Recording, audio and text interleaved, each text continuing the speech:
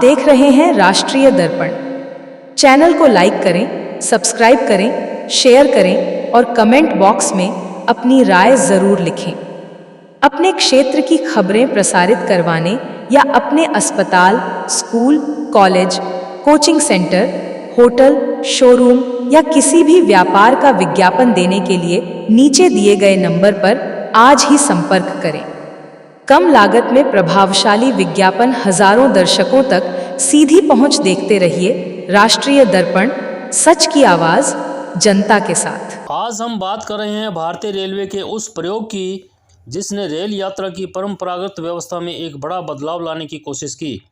सरकारी पटरी पर दौड़ने वाली प्राइवेट ट्रेन यानी तेजस एक्सप्रेस।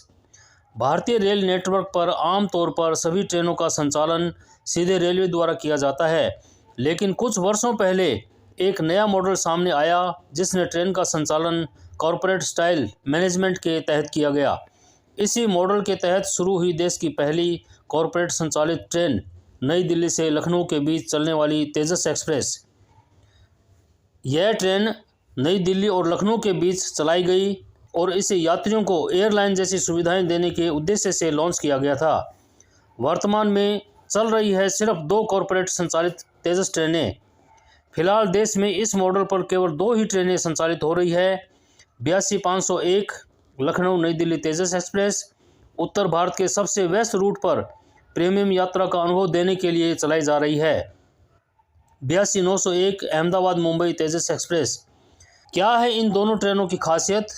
इन ट्रेनों को पारंपरिक रेल सेवाओं से अलग बनाने के लिए कई सुविधाएं दी गई, जैसे ऑन बोर्ड होस्टेस सेवा यानी एयरलाइन स्टाइल जैसी, बेहतर सीटिंग और लेग रूम, यात्रियों को इंश्योरेंस कवर, देरी होने पर मुआवजा नीति, हाई क्वालिटी कैटरिंग और पैकेज्ड भोजन, साफ सफाई और सर्विस पर विशेष ध्यान, डिजिटल टिकट चेकिंग और मॉडर्न मैनेजमेंट।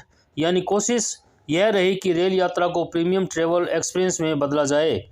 विशेषज्ञों के अनुसार यह एक प्रयोगात्मक मॉडल था जिसका उद्देश्य था यह समझना कि क्या भारत में रेलवे सेवाओं में कॉरपोरेट दक्षता लाई जा सकती है।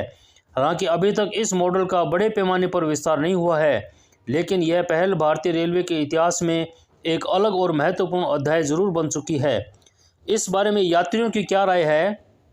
जिन यात्रियों ने इन ट्रेनों में सफ़र किया है उनका कहना है कि सुविधा बेहतर है, स्टाफ का व्यवहार प्रोफेशनल है, समय पालन अपेक्षाकृत अधिक रहता है, लेकिन किराया सामान्य ट्रेनों से अधिक है।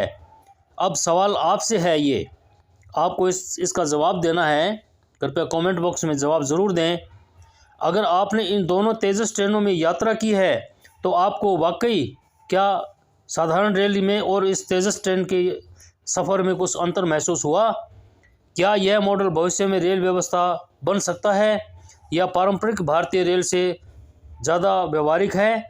अपनी राय हमें कमेंट बॉक्स में ज़रूर बताएं। अगर आपको यह खबर उपयोगी लगी हो तो चैनल को लाइक, शेयर और सब्सक्राइब करना न भूलें। जय हिंद, जय भारत, नमस्कार।